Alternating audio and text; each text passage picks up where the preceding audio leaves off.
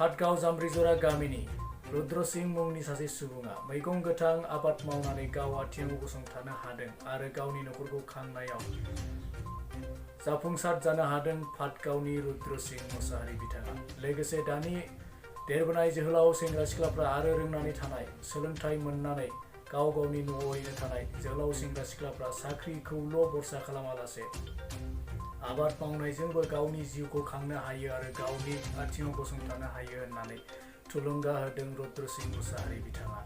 गोबां रोखोमनि आबाद फिथाइ सामथाइ मावनानै बिथाङा गावनि नखरखौ खांनायजों लोगोसे गाव माबोरै थांनानै थानायनि सुबिदाखौ मोननो हादों बेखौ फोरमायदों जोंनि खौरां बिजोंनि गेजेरजों।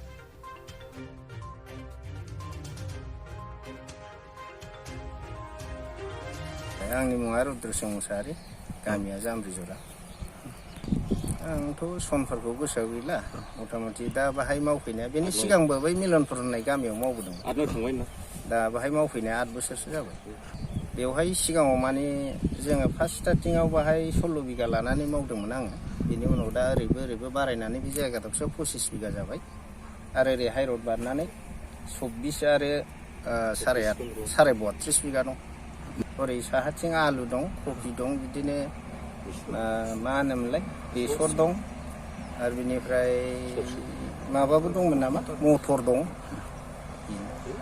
हासाराथ' ओरैनो गोबोरखिखौनो बांसिन बाहायनाय जायो। आंनि मावनायाथ' मथा मथि क'क्राझाराव लांनानै फानहैग्रा माखासे 7-6 जनसो दं।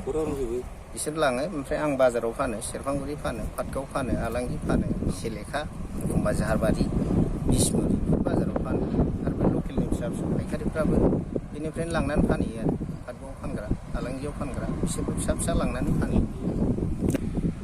लाइमोनफोरा मथा मथि मानसि माहारियानो बुंनो थाङोबा ओरैबायदि जेब्ला लामा आन्दायथारो, सरकारि साख्रि नागिरनाय माबानाय फरायनाय मोजां लाइफखौ दानो जिरायनानै जानो, बेफोर जुदि नागिरसेयाव जायाबा जोबथारनायावसो मानसिफ्रा आबादखौ सिन्था खालामो नालाय। दा लाइमोनफोरखौ मालाय मा होननो, जायफोरहा गोसो दं बिसोरो गावसोरनो गोसोआव नांनानै सोलोंदों। आबाद मावनानैथ' जों थांनानै थानो हाखायो।